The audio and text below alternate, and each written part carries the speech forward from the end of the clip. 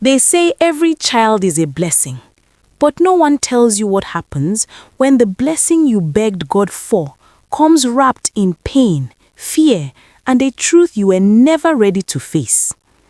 This is the story of a woman who prayed for a child, received one at her gate, and later discovered that the very child she rejected was her own flesh and blood.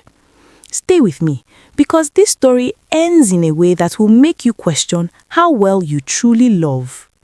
In the bustling city of Onitsha lived a wealthy woman known as Madame Grace Okore.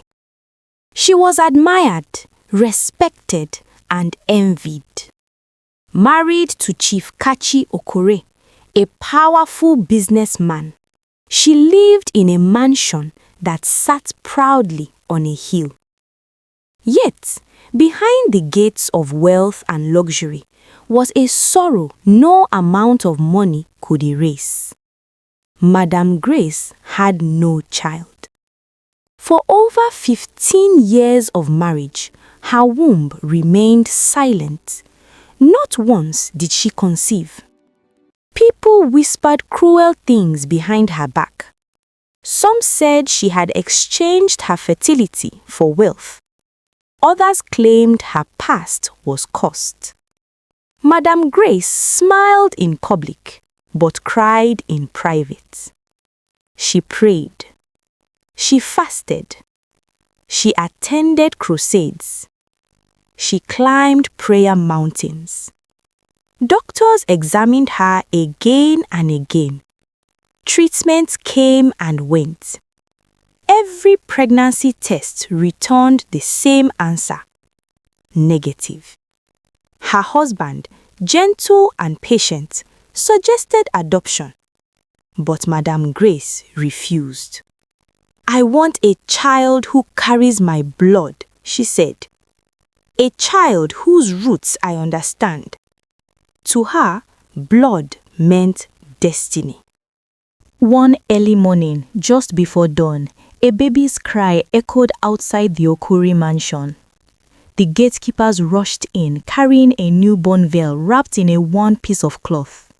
No note, no name, just a helpless child abandoned at the gate. Madame Grace stared at the baby for a long time. Fear wrestled with hope.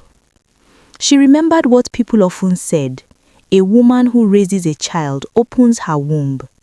Taking it as a sign, she agreed to keep the child. She named her Oma. From that day, her house felt alive again. She loved Oma deeply, dressed her in beautiful clothes, took her everywhere. For the first time in years, the shame she carried began to fade. Oma grew into a bright, beautiful, outspoken child. Teachers praised her intelligence. Neighbors admired her manners. People often said, "She looks just like her mother." Madame Grace would smile proudly. When Oma was about 5 years old, she walked up to Madame Grace one evening and placed her small hand on her stomach.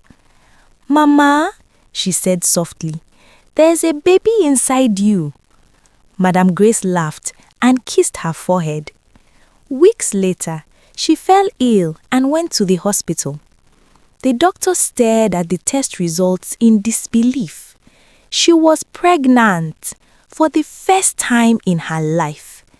Tears flowed freely.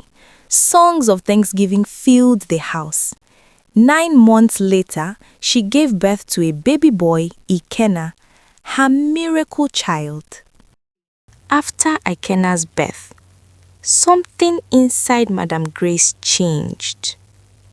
A friend visited one afternoon and whispered words that planted fear in her heart. "That adopted girl, what if she grows up and competes with your son one day?" Those words refused to leave her mind. Slowly, her love for Uma began to change.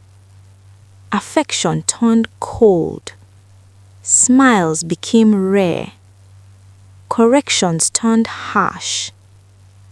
She began reminding Uma, You are not my real child." Oma did not understand, but she endured quietly. Years passed. Oma grew into a graceful, intelligent young girl, respectful and kind. Ikenna, on the other hand, grew spoiled and arrogant. One afternoon, Oma found her brother insulting the nanny. She corrected him calmly, asking him to apologize. Ikenna burst into loud tears. Madam Grace walked in and saw only her crying son. Without asking questions, she slapped Oma hard. That day changed everything. Oma was removed from school. Her room was taken away. She was given chores meant for servants. The daughter she once loved became invisible in her own home. One evening, after another humiliation, Madam Grace pointed at Oma and said coldly, "You are nothing here. Pack your things and leave my house." Oma went quietly to pack, but before she could leave, breaking news filled the television screen. A plane crash, no survivors. Chief Kachi Okore was on that flight. Hours later, his lawyer arrived. The will was read immediately. All properties, companies, and estates were left to an elderly woman, with instructions that she share them as she deemed fit, including Oma. Madam Grace was stunned. Why would her husband do this? The lawyer handed her an address. "All your answers are there," he said. Madam Grace arrived at the address and met a woman who looked painfully familiar. The woman revealed the truth. She was Madam Grace's abandoned daughter, the child she gave birth to years ago and left behind out of shame. And Oma was her granddaughter. The baby left at her gate was not a stranger. She was blood. Her husband had known the truth all along. That was why he protected Oma. That was why he wrote the will that way. Madam Grace collapsed in tears. Madam Grace apologized. Oma forgave, but chose peace. She left to live with her real mother. The mansion remained full of wealth, but empty of joy. The son Madam Grace built her world around grew reckless. The child she despised flourished elsewhere.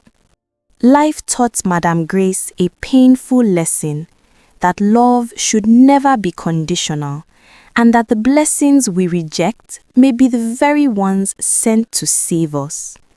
If this story moved you, take a moment to reflect on how we treat the people God places in our care, because sometimes we don't get a second chance. And if you enjoy stories that touch the heart and teach life lessons like this one, you're always welcome to stay for more.